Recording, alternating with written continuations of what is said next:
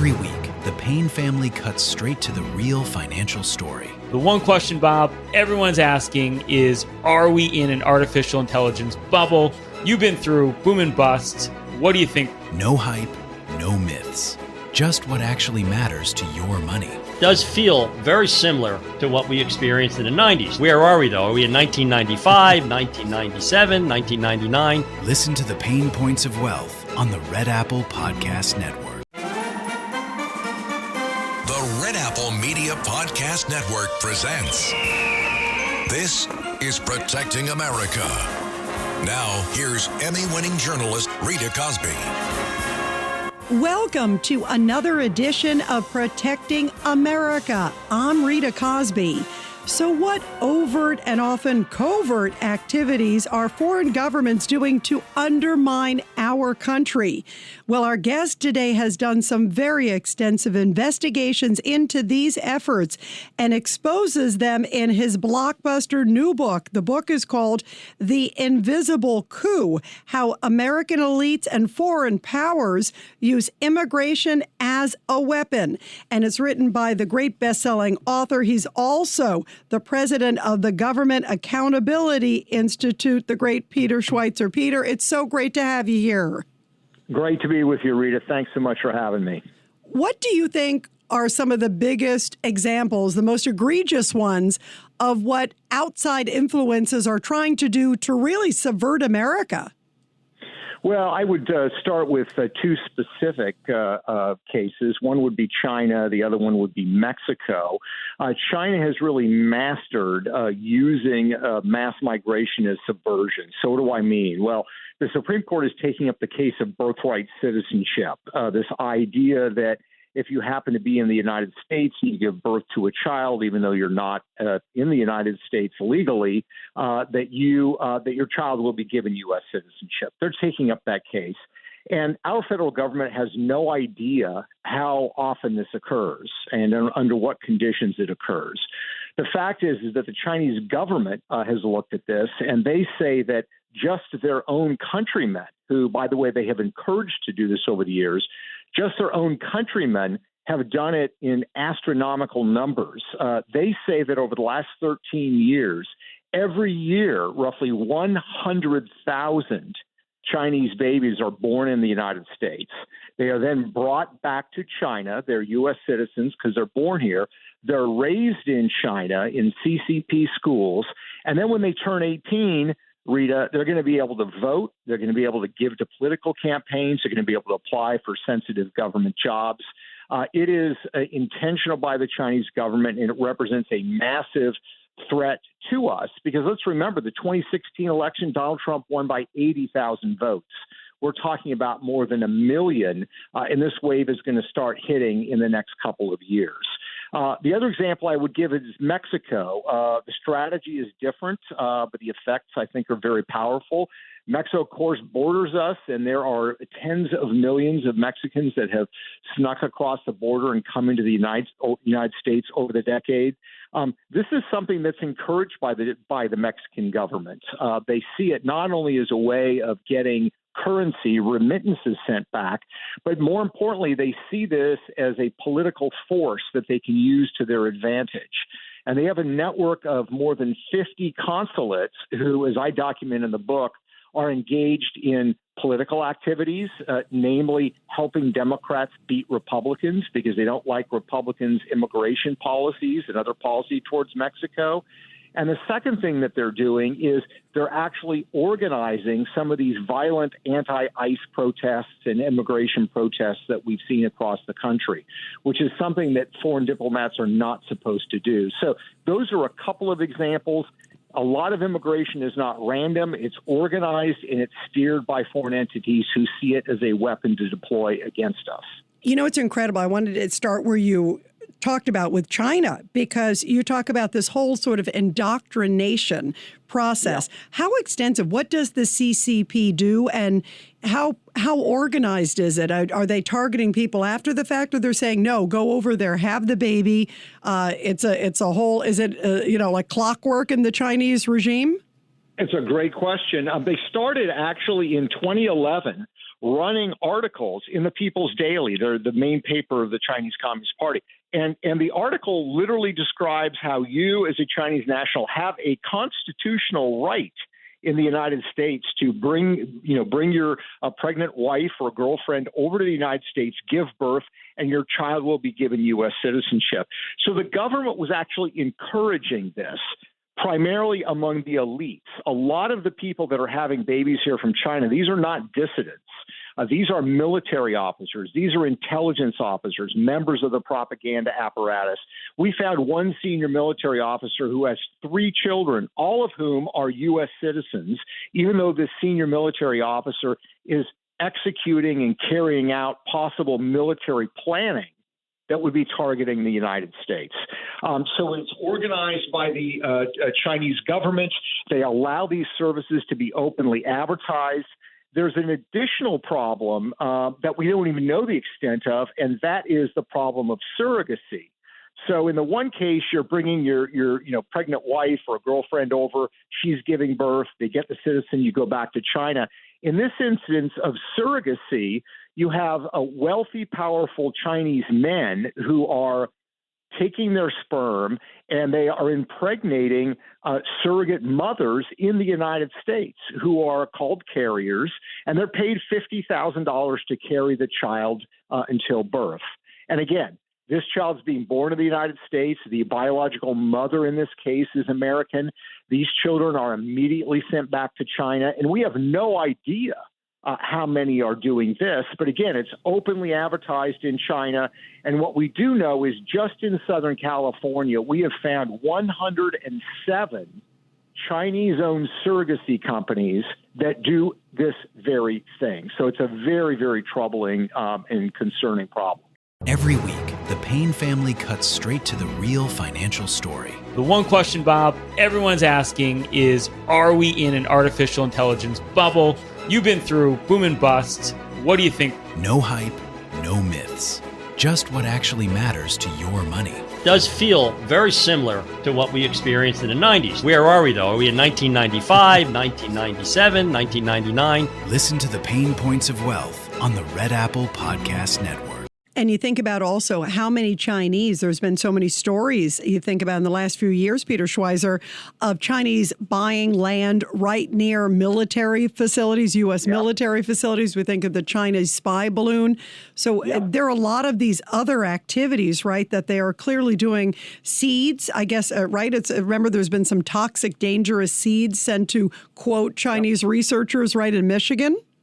Yeah, no, exactly. I mean, this is the thing we have to understand is that the Chinese approach is they view this as warfare, not a kinetic war, a shooting war, but legitimate things to do against your adversary, which is the United States. And, you know, what they're competing against us here is not just for military power or spheres of influence. I quote the leading theoreticians in the Chinese Communist Party, Rita, and they say that they are at war with American civilization and its emphasis on individualism. They view that as the ultimate threat.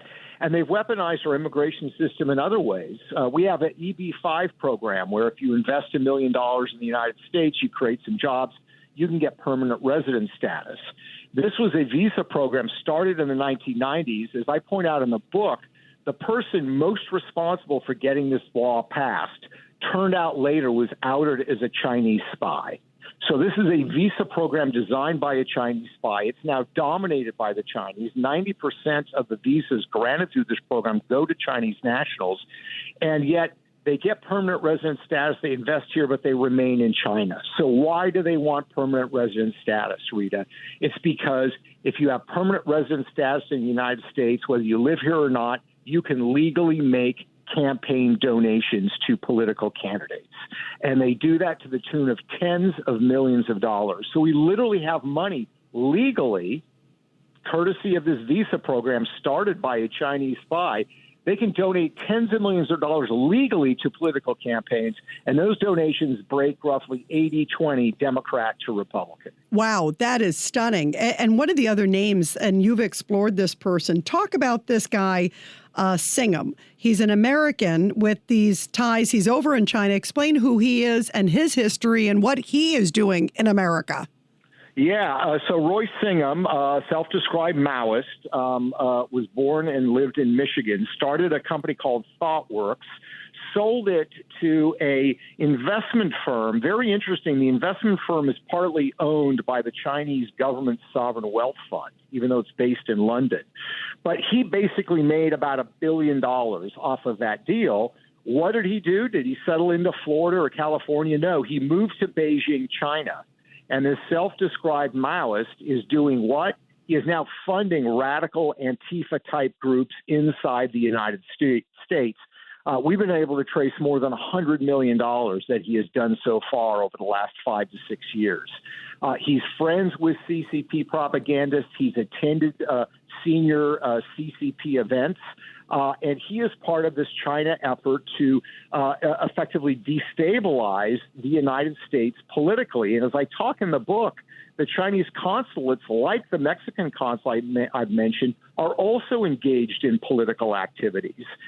So this is the sort of behavior that should be completely unacceptable. And I think one of the things the Trump administration needs to look at doing is kicking out these diplomats and limiting the number of consulates. You know, China has 6. Great Britain has 7. Mexico has 53. And we know that many of them are engaged in supporting violent protests, engaged in political meddling in our elections. That should not be taking place. We need to close a lot of those consulates. Now, you talked about Mexico. One of the things I thought was so interesting, Peter, you talk about in the book the role of the president and even some of the comments that they've made. I find that really interesting, that they don't see immigration, and you brought this up earlier, as sort of immigration, that they're political ends, but they also see, like, bring us back. They're saying, we deserve America, basically.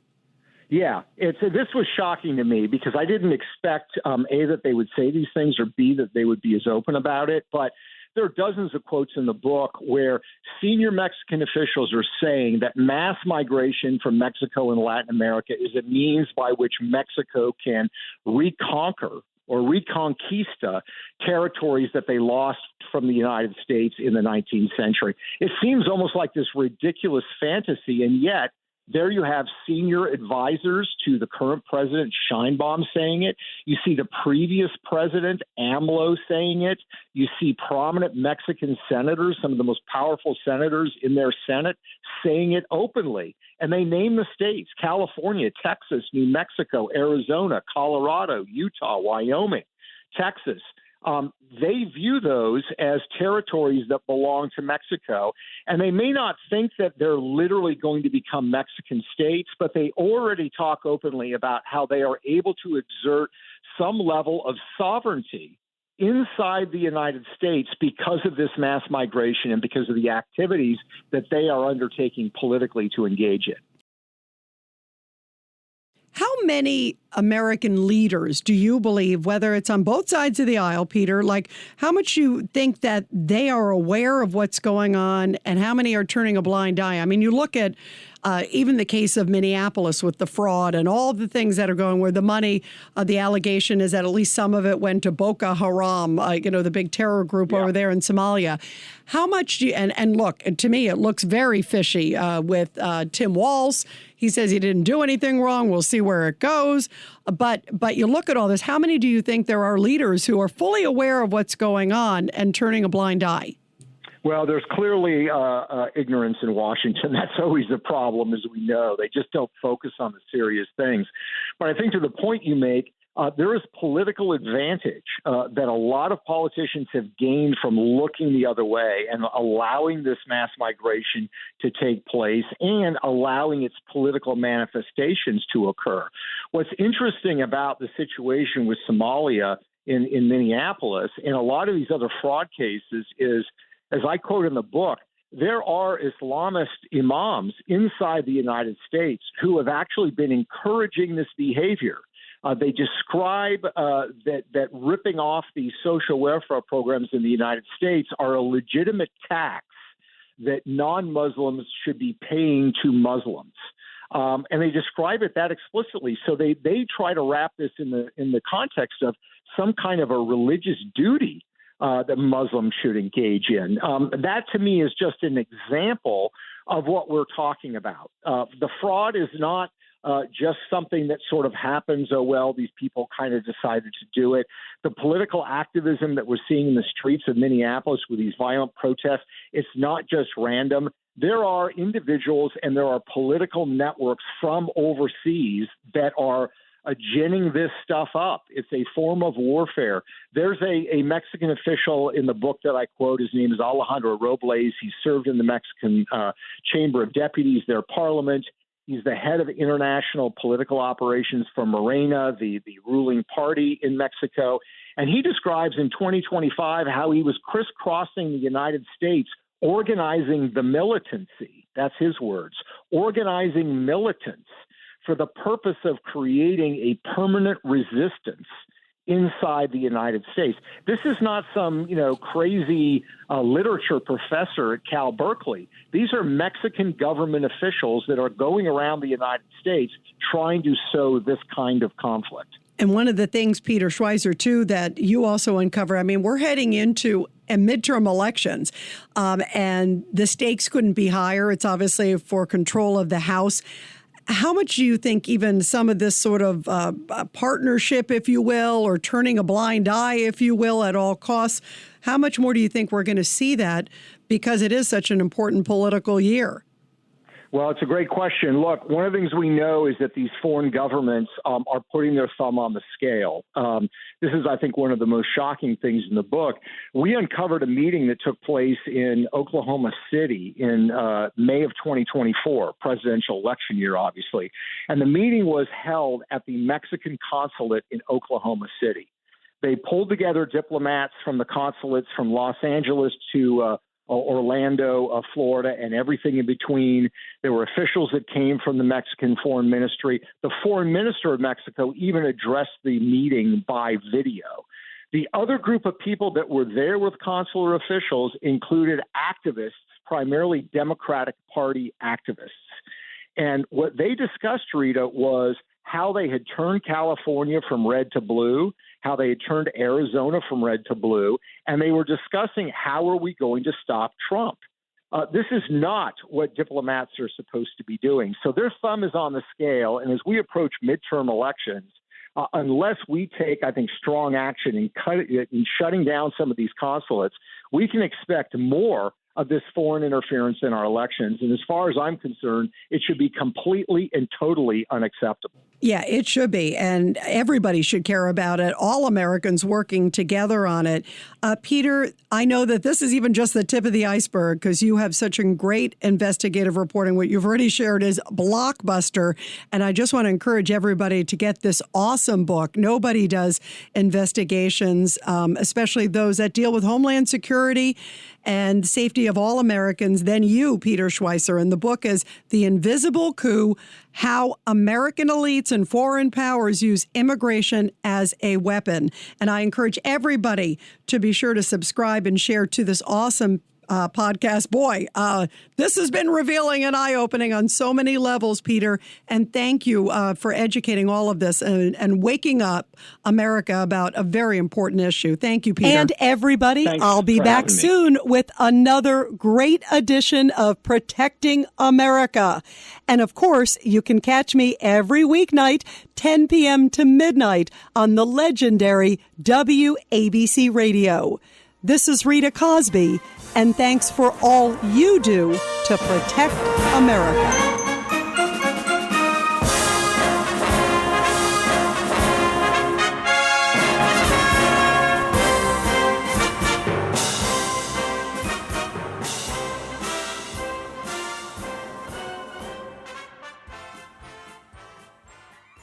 Every week, the Payne family cuts straight to the real financial story. The one question, Bob, everyone's asking is, are we in an artificial intelligence bubble? You've been through boom and bust. What do you think? No hype, no myths. Just what actually matters to your money. Does feel very similar to what we experienced in the 90s. Where are we, though? Are we in 1995, 1997, 1999? Listen to the Pain Points of Wealth on the Red Apple Podcast Network. Well, the holidays have come and gone once again, but if you've forgotten to get that special someone in your life a gift, well, Mint Mobile is extending their holiday offer of half off unlimited wireless. So here's the idea. You get it now, you call it an early present for next year. What do you have to lose? Give it a try at mintmobile.com/switch. Limited time, 50% off regular price for new customers. Upfront payment required. $45 for 3 months, $90 for 6 months, or $180 for 12-month plan. Taxes and fees extra. Speeds may slow after 50 gigabytes per month when network is busy. See terms.